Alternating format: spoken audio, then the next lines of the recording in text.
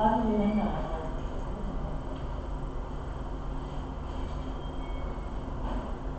ये हो गया, देख लो। देखो ये तो हमने उस दिन वाला चेक करते हैं हमेशा जब भी अंदर जाते हैं ना, तो उस दिन वाला ठीक चल रहा है। यहाँ बंद थी ये आर्टरी उस दिन जब उनकी थी ना, नहीं मैं वो एक बार हम चेक जरूर करते हैं जब अंदर जा ही रहे होते हैं ना। तो देखो नीचे डिफ्यूज सी डिजीज है इसमें ना सारे, उसमें तो कुछ कर नहीं सकते।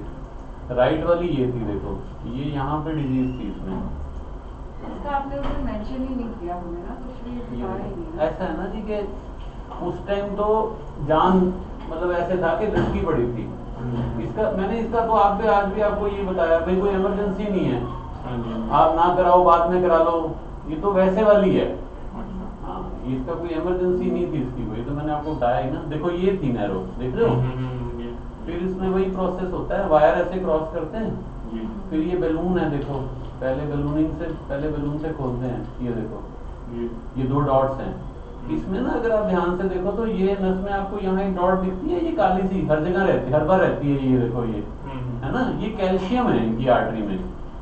तो कैल्शियम में ना थोड़ा सा ये होता है कि भाई पता नहीं सही से होगा कि नहीं होगा, कैल्शियम ऑब्स्ट्रक्ट करती है, बट बहुत अच्छा हो गया इनका। फिर हमने ये बैलून को फुला देते हैं ऐसे, ठीक है, ये फूल गया पूरा, है ना।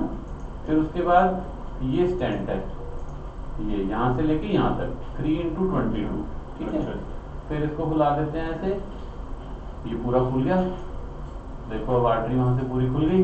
फिर दोबारा अंदर बैलून ले जाते हैं और अंदर से उसको करते हैं ताकि अच्छे से। दोनों आर्टरीज में अलग-अलग बैलूनिंग हो रखी है, जैसे उस दिन संडे को डाली।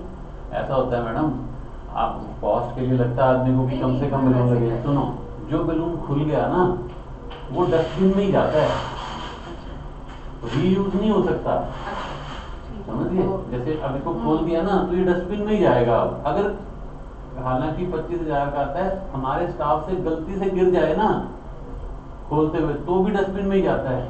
अगर क्रॉस ना हो, आप ले गए लेकिन टाइट लीजन था, क्रॉस नहीं हुआ, तो भी बेकार हो जाता है।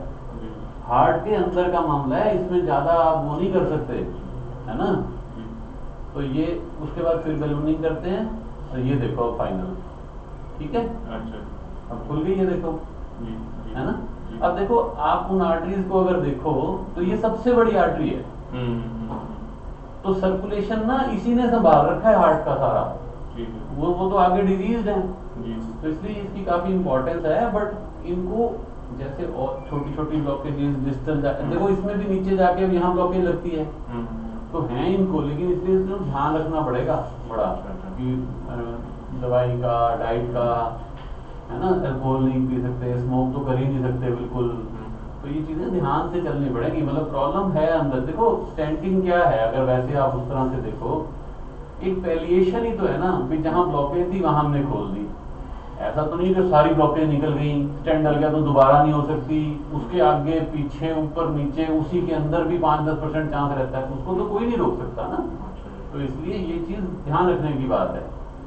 नहीं, अब जैसे अपने 2 स्टेंट अगर डल गए हैं तो इसको मतलब मैं क्या कह सकता हूँ कि एवरेज 5-10 साल और चल जाएगा, ऐसा कुछ भी नहीं है। ये कंसेप्ट ही गलत है। ये ऐसा कोई कंसेप्ट ही नहीं है। हो सकता है कि 100 साल इनको कोई दिक्कत ना है इसमें।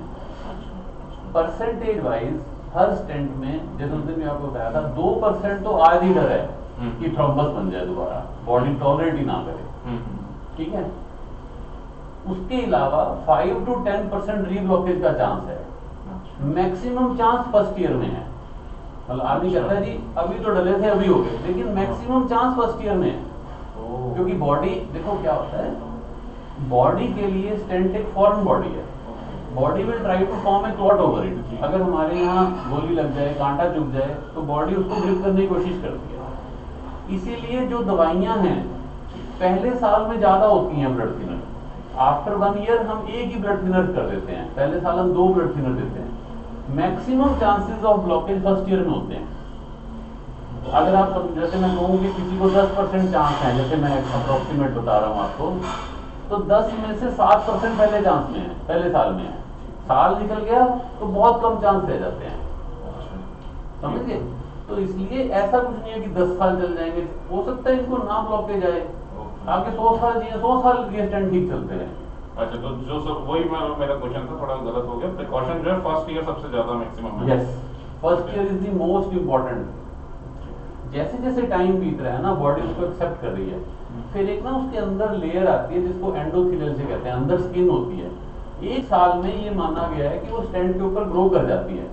फिर बॉडी उसको एज फॉरेन बॉडी परसीव नहीं करती, समझिए। उसके अंदर की स्किन आ जाती है ना, तो बॉडी को ऐसे, बॉडी इसको परसीव नहीं करती कि अंदर कोई फॉरेन बॉडी है, बॉडी का हिस्सा बन जाता है वो। इसलिए चांसेस ऑफ रीब्लॉकेज बहुत कम हो जाते हैं 1 साल के बाद। ठीक है। और इसमें मतलब बीपी और वो जो शुगर वगैरह था वो जो कंट्रोल जो बीपी देखो, अभी अब तो हमने इंट्रा आर्टीरियल देखा तो 95 96 आ रहा है ना। हम 2.9 पे ले आए हैं उस दवाई को। अच्छा। और अब हम जितनी देर वो शीत रहती है उतना तो इंट्रा आर्टीरियल ही देख लेंगे, है ना। तो वो मुझे लगता है इनका 90 हार्ट फंक्शन पे फर्क पड़ा है, ब्लॉकेज है, 90 100 ही रहना है। वो हम धीरे धीरे विड्रॉ कर लेंगे। वो तो इनकी लुक्स बता रही हैं, मेरी अंदर से ये फीलिंग है कि उससे इनको दिक्कत नहीं आएगी, मेरे को लगता है था, क्योंकि लुकिंग मच कंफर्टेबल।